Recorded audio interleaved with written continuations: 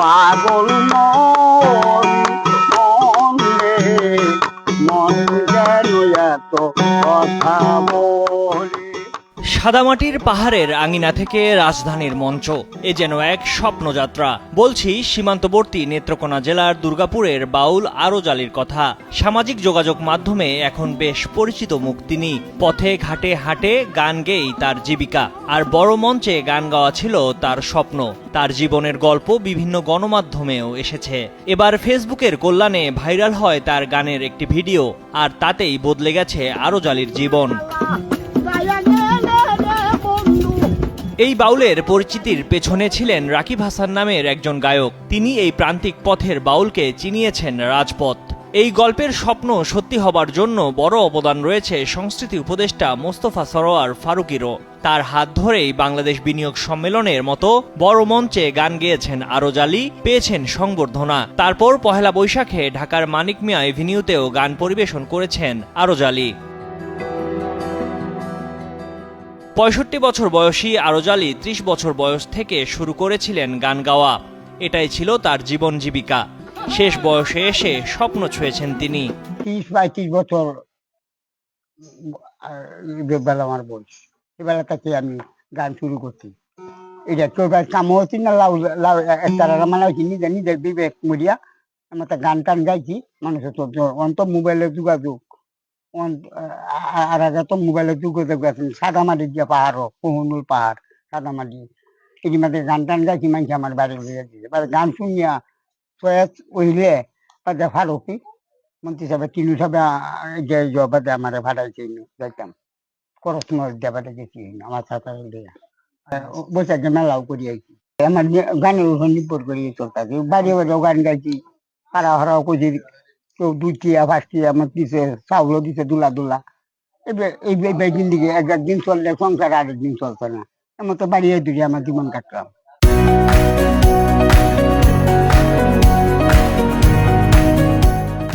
আরজ আলীর স্বপ্ন পূরণ হওয়ায় তার পরিবারের সদস্যরাও অনেক খুশি। আমার আব্বা অনেকদিন ধরেই আমরা শুরু থেকে দেখতেছি, উনি গান রে অনেক পছন্দ করে, কিংবা এই বাউল গান উনি বাইছে নিছে। এই ভাই গান টান গায়ে চলতেছে, এই ভাই আমরা চলতেছি বেশি। রাকিব ভাইয়ের এই যে ফেসবুক আইডির মাধ্যমে উনি একটা গান গাইছেন, হরে উপদেষ্টা স্যার হলো এই গান দেখছে, দেখে আর হলে উনিকে ডাকাইছে।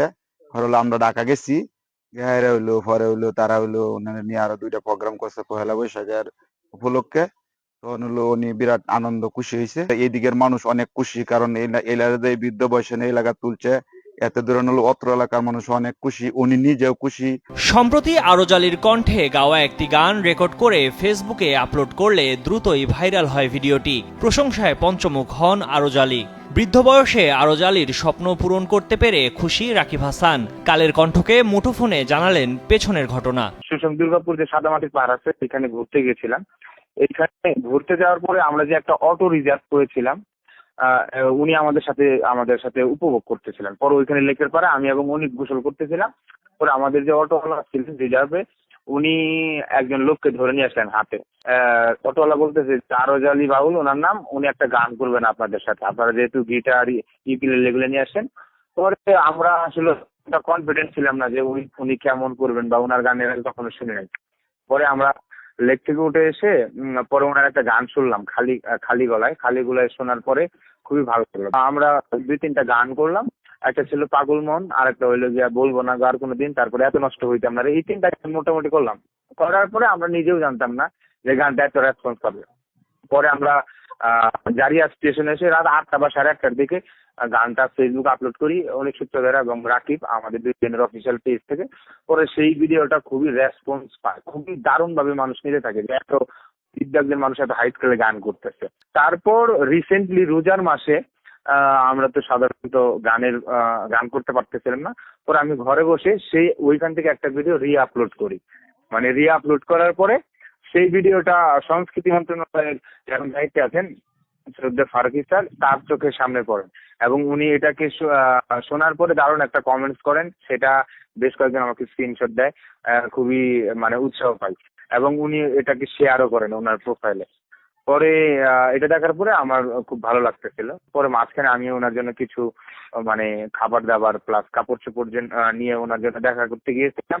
ওটা দেখার পরে তারপরে মন্ত্রণালয় থেকে ফারুকী স্যারের পিএস আমাদের সাথে যোগাযোগ করলেন, নেত্রকোনার স্থানীয় ইউনিয়নের সাহেব, ডিসি সাহেব সবাই আমাদের সাথে মোটামুটি যোগাযোগ করলেন এবং ওনাকে ঢাকায় কিভাবে না যায়, ঢাকায় ওনাকে নিয়ে প্রোগ্রাম করানো যায় সেটা নিয়ে একটা প্ল্যান করলেন।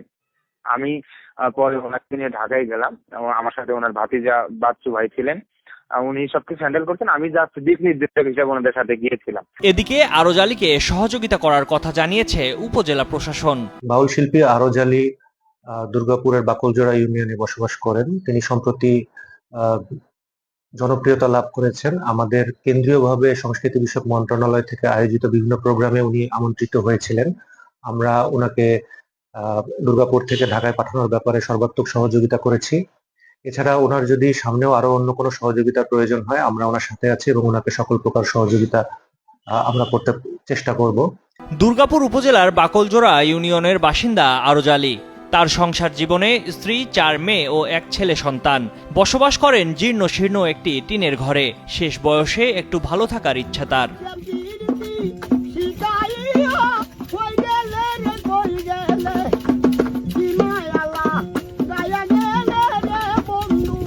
আল নোমান শান্তর পাঠানো তথ্যচিত্রে ডেস্ক রিপোর্ট, ময়ূখ ইসলাম, কালের কণ্ঠ।